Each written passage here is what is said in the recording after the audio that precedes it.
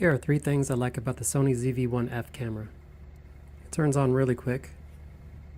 You can use it as a webcam or live stream with it, and you can add lens filters to it.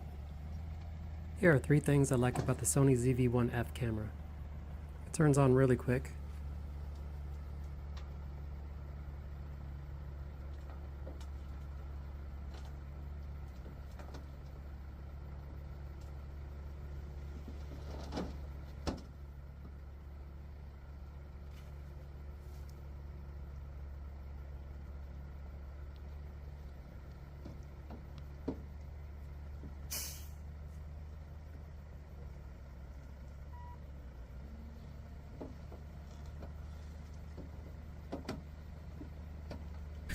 ฮอลิเดย์เนี้ยจะไปหาของขวัญเร็ดๆให้เพื่อนได้จากที่ไหนเนี่ย Don't overthink it ที่ Sephora นม UHT S26 Go Pro เพิ่มสฟิงโกไมลิน 150% DHA 3 เท่าซื้อเลยแล้ววันนี้ครับเราจะมารีวิวกล้องใหม่ล่าสุดของ Sony ZV-1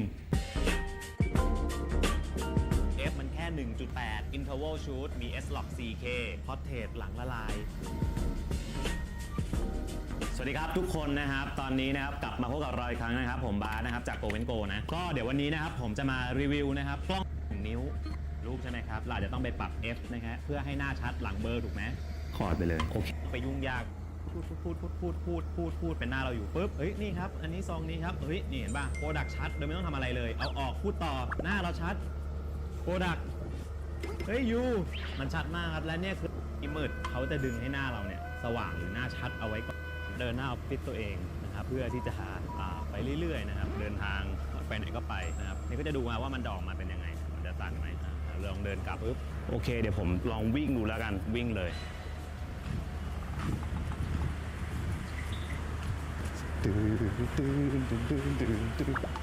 โอเคประมาณนี้ครับและข้อต่อมาครับอันนี้ผมดีการได้สะดวกต่อไมค์ได้อีกเช่นมันก็จะมีช่องต่อไมค์อยู่ด้านข้างเนี่ยก็เสียบไมค์ปุ๊บก็ต่อไมค์ได้เลยแต่กล้องโซนี่ครับถ้าคุณใช้ไมค์โซนี่เหมือนกันอ่ะคือไม่ต้องเสียบสายเลยไม่ต้องใช้สายแจ็คก็คือเสียบตรงเนี้ยมันก็จะเป็นเสียงจากไมค์ตัวนี้เลยทีนี้เราก็จะได้ไมค์ที่คุณภาพเสียงดีขึ้นกันเสียงลมกันเสียงรบกวนได้เสียงที่ชัดและเคลียร์ขึ้นเวลาเราไปข้างนอกครับอันนี้คือสุดยอดตัวเดียวครบอย่างนี้ครับทำให้กดง่ายขึ้นจากเดิมเนี่ยเวลาเราจะไปกดปุ่มเรคคอร์ดวิดีโอใช่ไหมครับมันก็จะค่อนข้างหายากซึ่งรุ่นนี้ครับทำแบบใหญ่ๆมาเลยคุณสามารถจะเรคคอร์ดวิดีโอเนี่ยโดยใช้กดปุ่มใหญ่มากปุ่มนี้ใหญ่พอๆกับกดปุ่มชัตเตอร์เท่ากันนะครับทุกอย่างเนี่ยถูกออกแบบมาให้ใช้งานง่ายแล้วก็สะดวกขึ้นครับและฟังก์ชันเด่นๆนะครับนั่นก็คือกล้องนี้ครับรองรับการถ่ายแนวตั้งคือต้องบอกงี้ก่อนตอนนี้เทรนด์วิดีโอแนวตั้งมันกำลังมานะครับ vertical shoot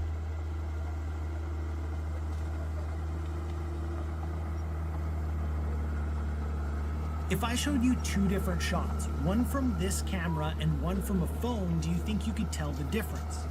If you've ever thought about creating video content for social media, you may have wondered whether you should get a dedicated camera or just use your phone. Here enters the Sony Z or Z V1 Mark II, a pocket-sized camera made specifically for content creators. And in this video, we're going to put it head-to-head with an iPhone 14 Pro with some comparisons, examples, and ultimately decide which one makes the most sense for you. But first things first, let's see if you can actually tell the difference between the two. So secure the cup, check out this quick side-by-side video, and leave your guess in the comments below.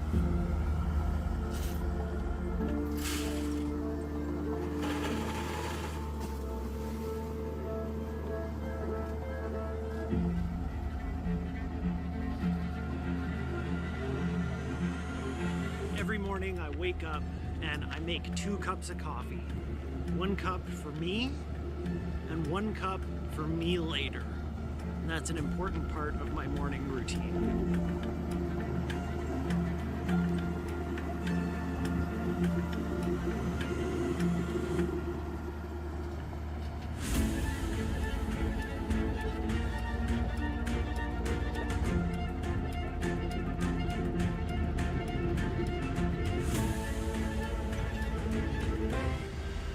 You know, I thought this was going to be a good idea, but it is so windy down here that it is kind of unpleasant.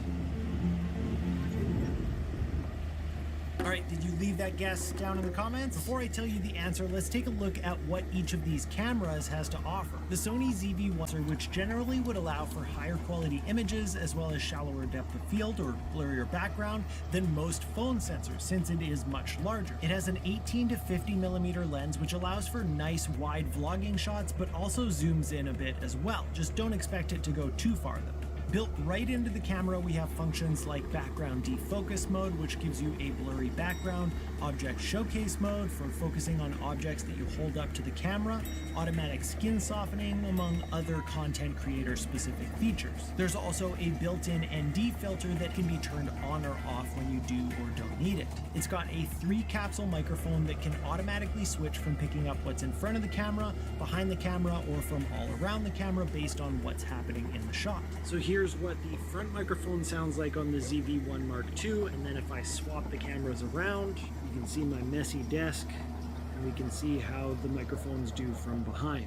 And the microphone comes with a wind cover that goes on the top as well. On the iPhone 14 Pro, instead of a zoom lens, we've got 3 different lenses, each with their own sensor that when used in combination kind of mimic having one zoom lens. We have the main 24mm lens, the wide-angle 13mm lens, and a telephoto 77mm lens. We also have a selfie camera, of course, which has improved a bunch more recently, but it is still quite limited. On the iPhone, we've got something called cinematic mode, which adds a blurry background digitally, and while it does a decent job, it's definitely not super realistic, and sometimes it kind of has weird artifacts. Aside from all the camera stuff, the real advantages to the iPhone, or any phone for that matter, is that it's basically a computer in your pocket. You've probably already got one, and it's doing a lot of the image processing inside the phone before you ever see the video. So with all that said, let's find out if you were right about which one was which in that example, and then we'll dive a bit deeper. On the left side, we have the Sony ZV-1 Mark II, and on the right side, we have the iPhone 14 Pro. But before you go drawing conclusions to which camera you think is better, there is some important context to consider. First of all, my rig to get the simultaneous shots consisted of this Moment MagSafe mount contraption. I attached the ZV-1 Mark II to the top of that with the lenses as close to lined up as I could get them so they would have a similar view. I then attached that to the PG Ytech Mantis Pod to use as both a tripod and a vlogging handle. Secondly, I shot the whole thing with both cameras completely in auto mode. I did this because most beginners will likely be using them in this way and letting the camera choose most of the settings for them. This is going to be very important in a little bit when we talk about why you might want to choose the ZV-1. And thirdly, I used only the rear-facing cameras on the iPhone because as much as being able to see yourself is great while using the selfie camera, the quality is way better from those main cameras. However, it is quite handy to have the camera remote on the Apple Watch if you have one. So let's break down some of the comparisons of the two cameras before we talk about why you might want to choose one or the other, starting with image quality. Here are 3 reasons why you should use Codecademy to learn how to code. Now, before I get to number 1, you need to know that right now, they're running a sale of 50% off on a Gear of their plan. Normally it's $20 a month, but I don't know how long the sale will last, and right now it's $10. Number 1 is their course catalog. They have a ton of courses from beginner to advanced in 12 different languages. You get access to all of it. Number 2 is how Codecademy's website works. Listen, all their courses can be done right on the website in this interactive lesson and code editor, so you can learn by doing. Number 3 is how they use AI to help you get a job. They built this AI tool that stacks up your resume to open job descriptions, but the best part is there's an AI interview simulator that lets you do practice interviews to get you ready for the real one. The images coming out of both cameras were pretty good, but in my opinion, the ZV-1 Mark II had a more natural and pleasing quality than the iPhone. A lot of this just comes down to the iPhone's image looking over-processed and kind of fake to me. In the shot of me walking and talking with the camera, while not the most flattering shot from either device, the iPhone looks super over-sharpened, and the contrast adjustments that the phone has done to my face make it look off.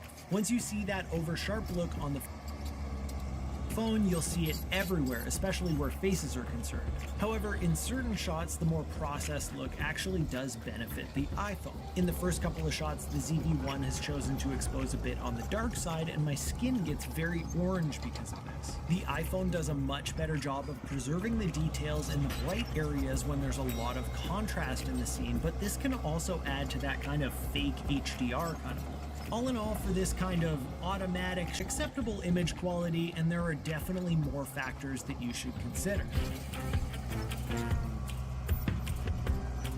As far as stabilization, this one definitely goes to the iPhone in my opinion. The ZV-1 Mark II has a mode called Active Stabilization, but it has no stabilization on either the lens or the sensor. The iPhone, on the other hand, has optical image stabilization as well as digital stabilization and a mode called Action Mode that crops in for an even more insanely stable look. That being said, I never even bothered with Action Mode in these tests because the regular stabilization for video was already so good. In this shot of me walking around the rocks and then running on uneven ground, the iPhone looks like it's floating, where the ZV-1 Mark II with active stabilization enabled is still quite shaky. I've always been blown away by the stabilization on the iPhone 14 Pro because it doesn't actually take effect until after you've shot it, so it'll look crazy shaky when I film, and then when I watch it back, it is as smooth as butter. For audio quality, I kind of lean towards the ZV-1 Mark II in this category, but maybe not for the reasons that you might expect. In fact, in the right situations, I actually think I prefer the sound of the iPhone microphone. But the ZV-1 Mark II has that 3-capsule microphone system that allows you to pick up from the front of the camera, behind the camera, or all around the camera, and you can just set it to auto mode so it will choose for you based on what it sees in the frame. The iPhone unfortunately sounds much better when you're in front of the camera rather than behind it, so if you wanted to film something else and narrate it, it sounds a bit off. So here's what the front microphone sounds like.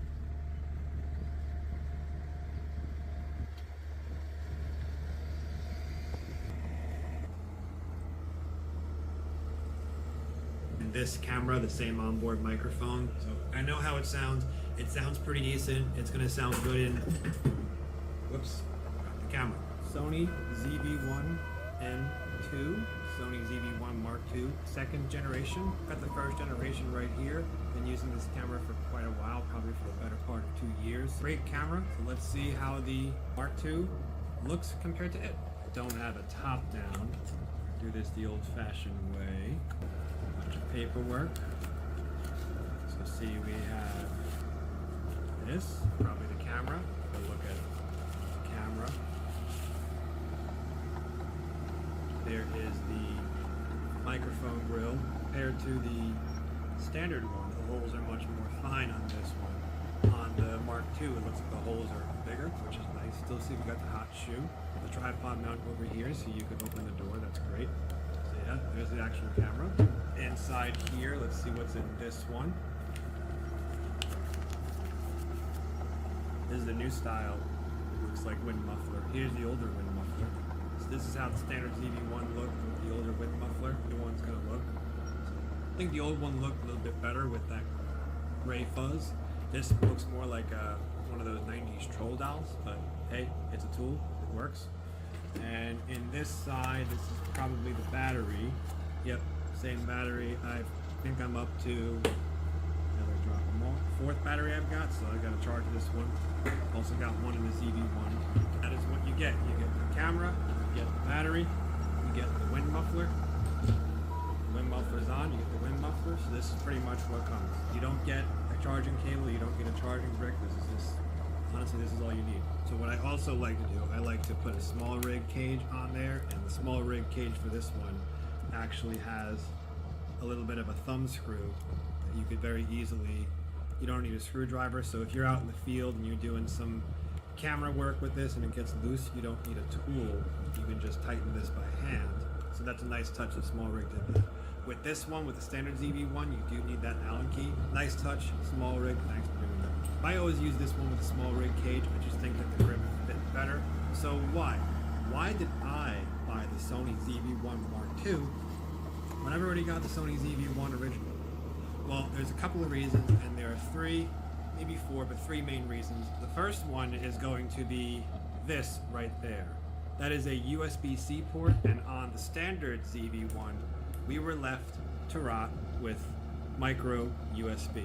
Not the end of the world, but almost all my other devices charge via USB-C rather than micro USB. So I'm really happy to see they use USB-C rather than micro USB. Number 2 is the lens. This is 2, and on the Mark 1 we've got a 24 to 70 millimeter lens. We do have quite a bit more reach with the Mark 1, but the Mark 2 does give you an additional 6 millimeters of focal length at the wide end. Personally, I never zoomed with this camera. I always just ended up leaving it at 24 millimeters. I zoomed in and out a couple times, but 24 millimeters was really just my favorite focal length with this camera. I was happy with this. Not really gonna miss that 70 millimeter, 50 millimeter is fine anyway. I'd rather give up a bit of reach on the long end of the lens to get that wider lens. That way when you're actually standing holding it in front of you vlogging, you don't have to hold your arm all the way out. The next thing that really appealed to me, we're gonna have to test out. So talking about the lens, I always felt like 24 millimeters was wide enough. Sure, it's not as wide as a 16 mil or even a 20 millimeter like I'm filming right now. However, 24 millimeters was always okay. Never felt like it should be much wider. The problem with this one was that when you turn on active stabilization, it crops in like crazy. I want to say it crops in about 30 or 40%, taking your 24 millimeter to about a 30 millimeter lens, or maybe even 35. I mean, who knows? It always felt like it got super tight. So you either had to deal with stabilization that was just not the active stabilization and the footage was a bit jumpy, or you could use the active stabilization in this camera, which I did think was pretty good. However, you had to hold the camera all the way out here all the time, your arm ramrod straight, and it was still punched in to the point where you could barely fit your head in the frame. So let's switch over to these cameras. All right, we've got the Sony ZV-1 Mark II over here, and we've got the ZV-1 Mark I over here, and we are going to use the Rode Video Micro 2 audio. We've got the 30 wind muffler. It just fits out of the frame on this 18mm wide shot. So they are pretty much exactly the same height, exactly the same distance away from me. I'm looking to see how much wider is this one really. Well, there we go. I had active stabilization on over here, which is why it looked so much narrower, which is why it looked exactly the same as this one, the 24 millimeter. So now you could definitely see this is an 18 millimeter wide lens, and you could absolutely see that it's super wide. This one, 24 millimeter, they're both. I am just touching the front of the lens. This is fully arm's length away from me right now, so there's my fingers. I'm just able to touch the lenses right there. Standing up,